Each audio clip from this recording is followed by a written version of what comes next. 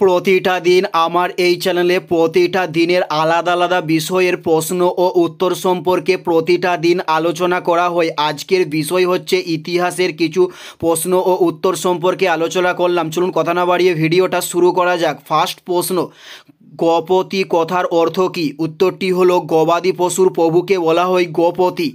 Next প্রশ্ন, বৈদিক সাহিত্যের শেষ ভাগ কয়টি? উত্তরটি হলো উপনিষদ বৈদিক সাহিত্যের শেষ ভাগ।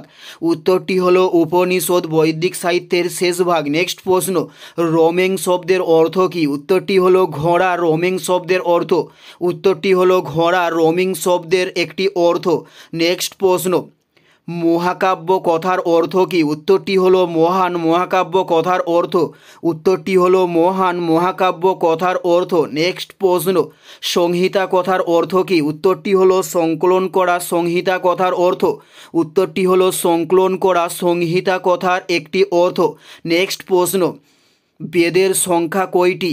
উত্তরটি হলো 6টি বেদের সংখ্যা। উত্তরটি হলো 6টি বেদের সংখ্যা। নেক্সট প্রশ্ন হলো হরপ্পা সভ্যতার নগরের নকশাগুলি কেমন? উত্তরটি হলো চৌকো আকারের হরপ্পা সভ্যতার নগরের নকশাগুলি।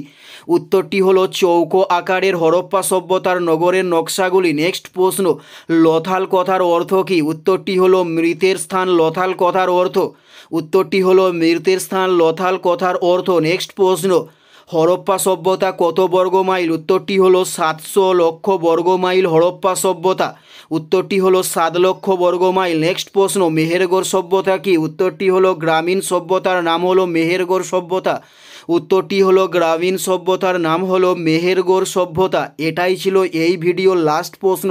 আর কোন ধরনের শিক্ষণীয় ভিডিও আপনারা দেখতে চান অবশ্যই কমেন্টে লিখে জানাবেন। পুরো ভিডিওটা দেখার জন্য আপনাদের প্রত্যেককে আমাদের ইউটিউবের পক্ষ থেকে রইল ধন্যবাদ।